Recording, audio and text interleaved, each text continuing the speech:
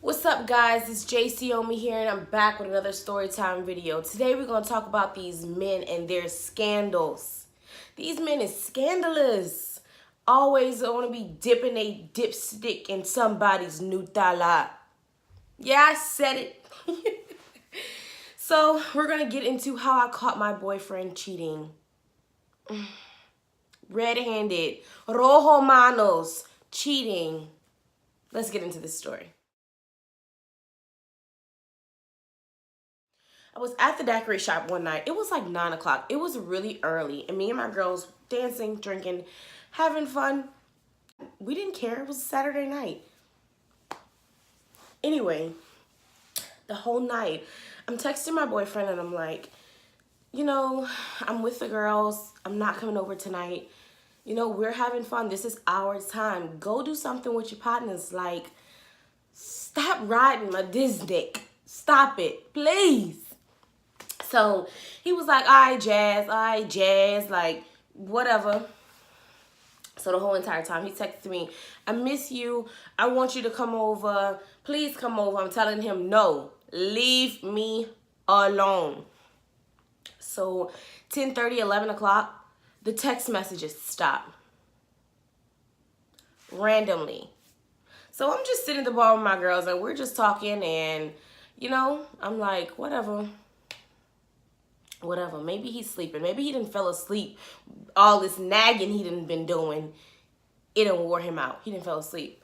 So one of my girls, Lisa, was talking to his friend Reggie. So Lisa was like, Reggie and them are going downtown, but he said that your boyfriend wasn't going with them. He was staying in tonight. And I was like, so I'm like, he don't want to go. So my girl Lisa was like, come on, y'all, let's just go downtown to meet them. So I was like, all right, cool. I'm going to meet y'all there. Y'all know what time it is when somebody says, I'm going to meet y'all there. Either they going home or they got something up their sleeve. And this night, I had something up my sleeve because he had something up his. So I'm getting off the exit to his apartment and I'm like talking to myself. You got to talk to yourself in the car. You got to hype yourself up because it's some shit jump off. You got to be hyped. Your adrenaline got to already be rushing. So I'm hyping myself up. At this time, Knuck If You Buck was out and I was, let me tell you something. I had that song on repeat, okay? I had it on repeat because if I thought what I knew what was going on. Anyway, I get off the exit and I'm going to his house and I'm like, just listen to the music. Punch the code to the gate, 4567. Yes, I still remembered the code, okay? So the gate opens and I'm like, game time, bitch. It's game time. So I go into the gate and I see his car parked. And I'm like, okay, he's in his usual spot. But then I see a car that I recognize like the back of my hand. I'm like, what is this bitch doing over here? What the fuck is she doing over here? So before I go in, note the weather was kind of iffy that night. Like it was drizzling, it was storming, then it was nothing. Drizzling, storming, nothing. So I was like, okay, before I go in, I'm gonna do some stuff. Do some sneaky ass shit right quick. So I took the windshield wipers off the bitch car. Okay? And I put them in my trunk because you wasn't about to walk around this apartment complex looking in trash cans trying to find them. You got to come through me to get them. I took the windshield wipers off her fucking car. So I put the windshield wipers in my trunk. I didn't do nothing to his car because he wasn't about to beat me up. Nope. He didn't care about her. So I go upstairs. He keeps a spare key under the mat. But he didn't know that I knew that. But I knew because like I said, I'm mad sneaky. Mad sneaky. So I took the key and I unlocked the door. All the lights were off. So I knew what time it was. I knew what they was doing. So I walk in and I walk straight to the room. But when I walk in, I open the door like so quietly. Like you couldn't even hear the door open at all. And I closed it back. So when I walked in, I walked straight to the back. And you know what I see? I stood there and I watched for about a minute or so before I made my presence known. And this is how I made my presence known. I know you fucking lied to me. I know you fucking lied to me. You should have seen how he jumped off that bed. You know them little things that jump from tree to tree, they be like, that's how he was. Jumping off the damn bed. Like he was scared. Hit the light switch. I said, I know you lying to me. I know you lying to me. This bitch. And she was like, who you calling a bitch?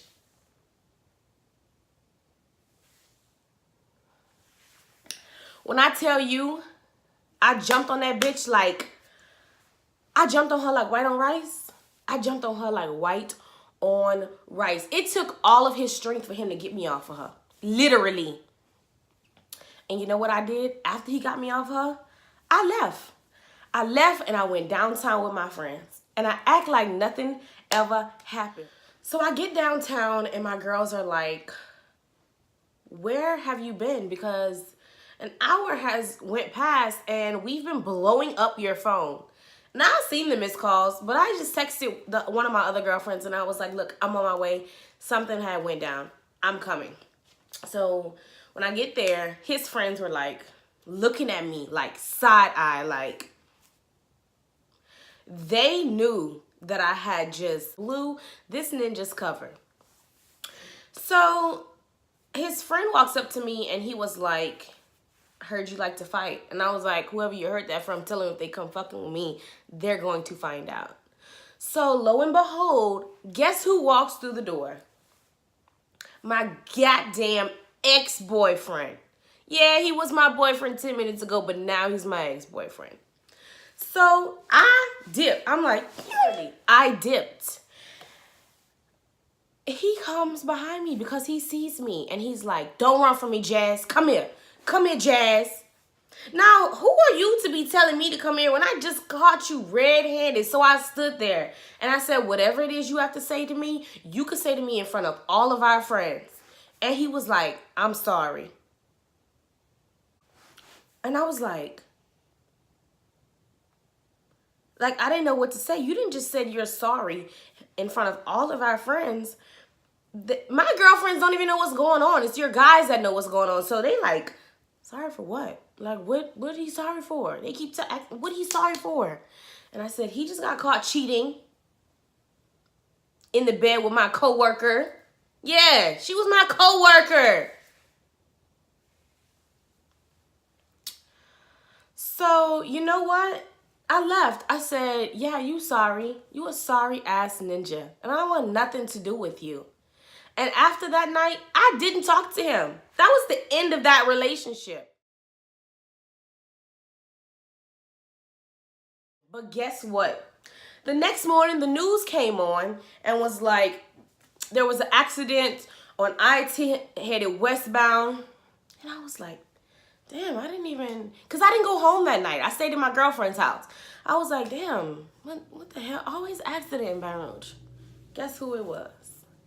That little white car that I had took the motherfucking windshield wipers off. This bitch had went down into the goddamn trees on the side of the interstate. Yo, when I tell you, I was like, oh my God, that wasn't because of me. I took her windshield wipers off. When I seen her, the next time I seen her, she had a cast on her arm and a cast on her leg. And you know what I said? Looks like you won't be fucking nothing. That was the last time I fucked with somebody's stuff because that fucked with my conscience. Even though I was happy that she got her karma back, it kind of fucked with me a little bit because I was like, what if somebody do this to me? What if somebody do this to me? You can't be messing all this up. I need all this. But anyway, guys, I hope you enjoyed story time. If you liked the video, hit that thumbs up. Comment and let me know what you thought about it. And don't forget to subscribe.